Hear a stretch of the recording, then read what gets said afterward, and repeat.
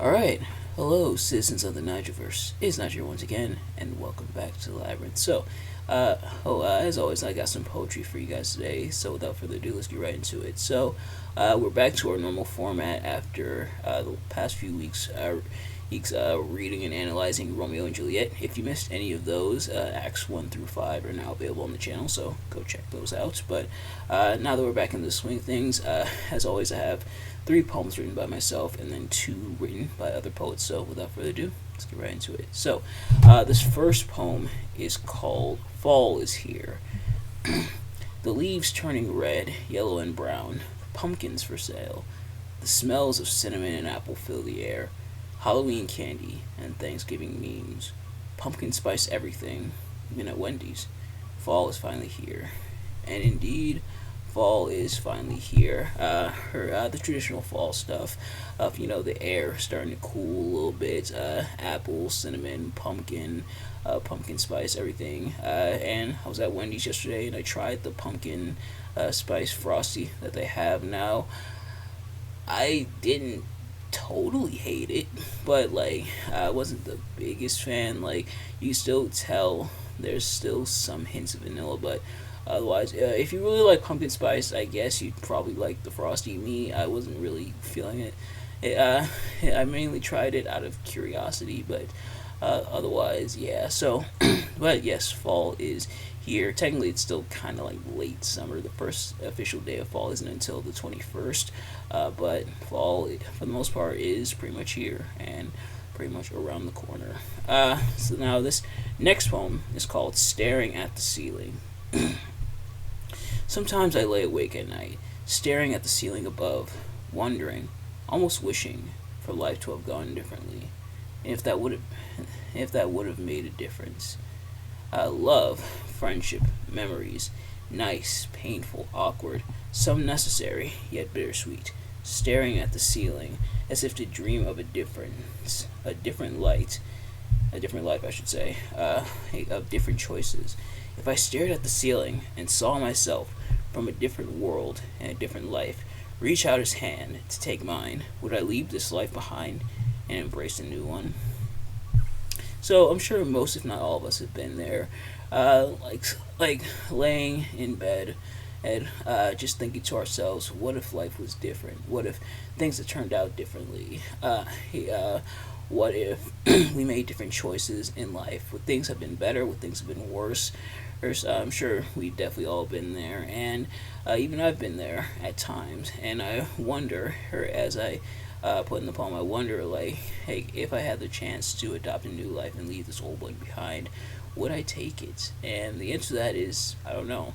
On one hand, have I made many mistakes in life? Absolutely. Plenty of regrets? Yeah. But at the same time, those mistakes, as mainly embarrassing as they are only a few being absolutely crucial. But out of all the mistakes I've made, for better or for worse, they've changed me. He changed my outlook and my thinking on life. So I am grateful for them, even if they're not always the best memories. So kind of like that internal strife and kind of thinking aloud is the name of the game of the poem here. Then this next one is called Flower Field. Sometimes when I see a field of flowers, a part of me wishes is to just run through them without a care in the world. So, if you've noticed before on the channel, I've talked quite a bit about flowers. Flowers are very pretty and very nice, and sometimes I was looking through a flower field. Sometimes I have the urge to just run through it, just be among the flowers. I'd probably crush some of them, unfortunately, but like being among the flowers and just getting to gaze at the flowers from close up. Sans bees, although I guess beggars can't be choosers. Bees have to make pollen, even if they annoy the crap out of me. But yeah, sometimes looking at those flowers just gives me an exciting feeling sometimes. But this next one is called The Beautiful Changes. And this is by Richard Wilbur. One waiting a fall meadow finds on all sides the Queen Anne's lace lying like lilies on water, It glides, so from the walker it turns. Dry grass to a lake, as the slightest shade of you. Valleys my mind in fabulous blue lucernes. The beautiful changes as a forest is changed by a chameleon's turning his skin to it. It, as a mantis arranged on a green leaf, grows into it, makes the leaf leafier, and proves any greenness is deeper than anyone knows. Your hands hold roses always in a way that says, they are not only yours, the beautiful changes, in such kind ways, wishing ever to sunder, things and things selves for a second finding, to lose, for a moment all that it touches back to wonder. Or so, oh, so in a way, this could be perhaps seen as a change of seasons.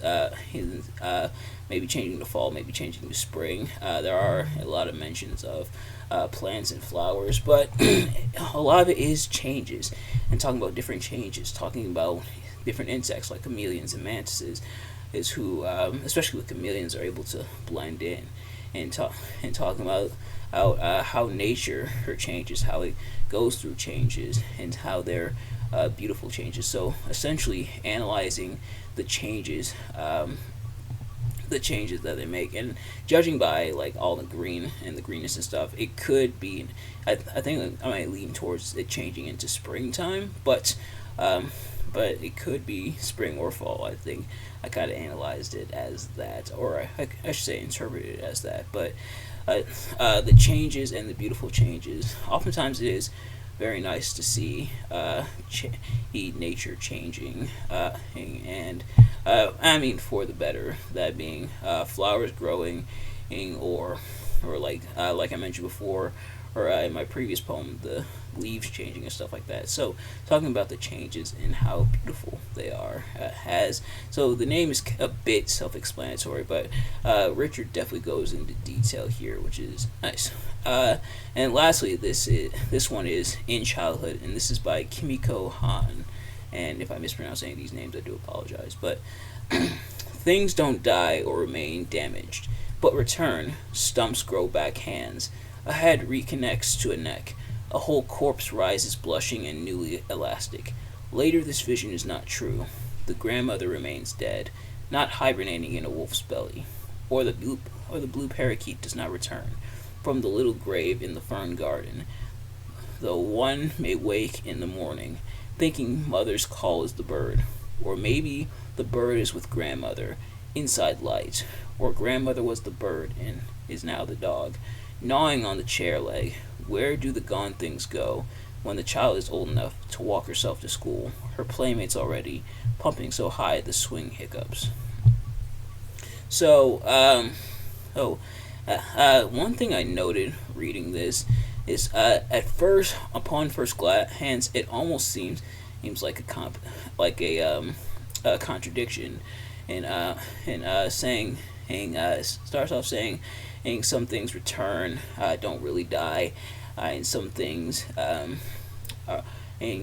come back that are gone, but then it contradicts, at least seemingly at first, saying some things don't return, but then, and upon further analysis and as the poem progresses, kind of bringing these two things together.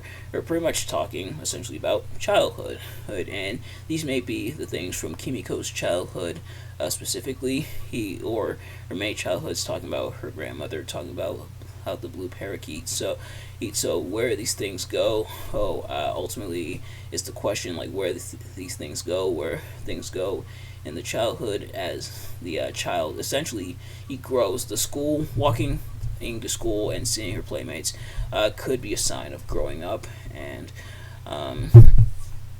leaving some of these things behind, but keeping these childhood memories and what happened in the childhood in the back of her mind. That's kind of just how I interpreted it, but nevertheless, I think that's going to do it for this episode. Thank you all so much for watching. I hope you enjoyed.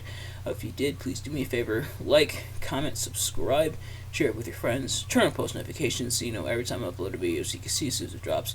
Let me know in the comments below, I should say, your thoughts on the poems, your thoughts on my analysis. Did you like to select the poems? Did you like to select my analysis? Do you agree or disagree with my analysis? Let me know what your analysis of these poems are, including my own. How do you interpret them? But thank you all so much for watching.